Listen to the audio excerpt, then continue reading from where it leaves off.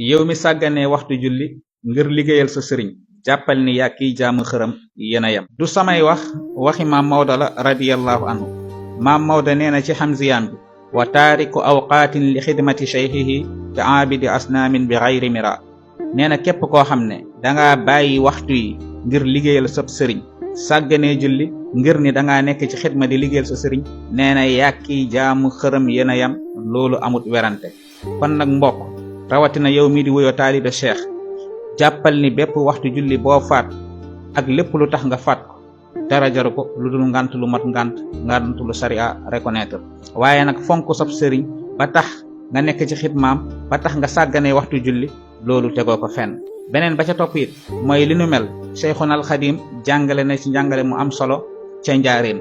mag ñi nettali nañ ne am na bés am ñu ko doon liggéeyal am ñu ko doon sàkketal ñu noddu waxtu julli ñooñu bàyyiwuñu liggéey bi wéy continuer di liggéey bi nanguwuñu dem julli ji ba sëñ bi julli jee ba noppi def leen laaj ba ñuy noddu fan ngeen tolloon ñu ne ko fii lañ tolloon Mbàkke. mu ne leen lu ko dalee foofu ba niñ jullee ba noppi li ngeen jot a liggéey lépp firi leen ko te ngeen julli ba noppi daal di koy wéyal.